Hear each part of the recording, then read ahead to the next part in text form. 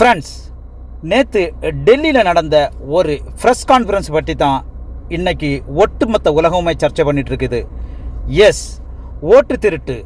தனி ஒரு மனித நாட்டு 6 மாதங்கள் போராடி பல ஆராய்ச்சிகள் பண்ணி மிகப்பெரிய ஒரு உண்மையை வெளியே கொண்டு வந்திருக்காரு ராகுல் காந்தி. இந்தியாவுடைய தேர்தல் ஆணையத்தோட துணையோடு தான் மிகப்பெரிய அளவில் ஓட்டு திருட்டு பண்ணி பாரதிய ஜனதா கட்சி பல இடங்களையும் வெற்றி பெற்று ஆட்சியை பிடிக்கிறாங்கிற உண்மையை நேற்று ராகுல் காந்தி ஆவணங்களோடு போட்டு உடைச்சிருக்கிறாரு.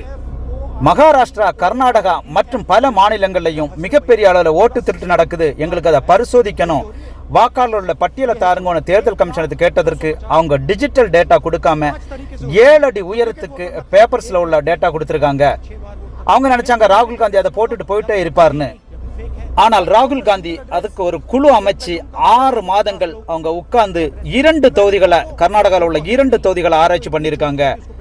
அதுல 1 லட்சத்திற்கும் அதிகமான வாக்குகள் போலியாக சேர்க்கப்பட்டிருக்கிறது கண்டுபிடிக்கப்பட்டுள்ளது.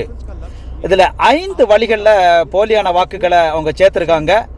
எப்படின்னாக்கா, 1 டூப்ளிகேட்ஸ் ஓட்டு, ஒரே ஆளு 4ம் 5ம் பூத்துகளை போயிட்டு ஓட்டு போட்டிருக்கிறாரு. 2வது இன்வேலிட் அட்ரஸ், அதுல சுமார் ஒரு 40,000த்துக்கும் அதிகமானவர்களுக்கு அவங்களுடைய வீட்டு முகவரியே 0 தான் இருந்திருக்குது. அதுக்கு ஒரு கரெக்டான எந்த முகவரியும் அவங்க வீட்டுக்கு கிடையாது. 3வது பல்க் ஓட்டர்ஸ், ஒரே முகவரியில 80-90 ஓட்டர்ஸ், ஒரே ஒரு ரூம் உள்ள ஒரு வீட்டுக்கு 80-90 ஓட்டர்ஸ். 4வது இன்வேலிட் போட்டோஸ், நிறைய வாக்காளர்களுக்கு அதுல போட்டோஸே கிடையாது, அப்படி போட்டோ இருந்தாலும் ரொம்ப சிறிதா ஒரு கிளியர் முகம் ஒண்ணுமே தெரியாம இருந்திருக்குது. 5வது புதிய வாக்காளர் சேர்ப்பில் முறைகேடு. ஒரு புதிய வாக்காளர்னாக்கா அவர் 18 வயசுலேருந்து ஒரு 24 வயசு 23 வயசுக்குள்ளார தான் இருக்கணும். ஆனால் இங்கே எல்லாம் புதிய வாக்காளர்கள், ஒரு சுமார் 33,000த்துக்கும் அதிகமான புதிய வாக்காளர்கள் 80 வயசுலேருந்து 90 வயசு உள்ள ஆட்களும் அதில் இருக்கிறாங்க. எவ்வளோ பெரிய ஃப்ராட் பண்ணியிருக்காங்க தேர்தல் ஆணையத்துடைய கூட்டோடுன்னு சொல்லிட்டு இதன் மூலம் நமக்கு அறிய முடியுது. பட் அந்த ப்ரெஸ் கான்ஃபரன்ஸோட இறுதியில் அவர் ஒரு சம்பவம் செய்தார். அனைவரும் எழுந்து நின்று தேசிய கீதம் பாடி அந்த பத்திரிகையாளர் சந்திப்பை நிறைவு பெற வச்சிருக்காங்க. இந்த ஒரு மாபெரும் ஓட்டு திருட்டின் மூலம் ஜனநாயகத்தை கேள்விக்குறியாக்கிய தேர்தல் ஆணையத்தின் மீது சுப்ரீம் கோர்ட்டு நடவடிக்கை எடுக்கணும்னு சொல்லிட்டு தான் அனைவரும் எதிர்பார்க்கிறாங்க.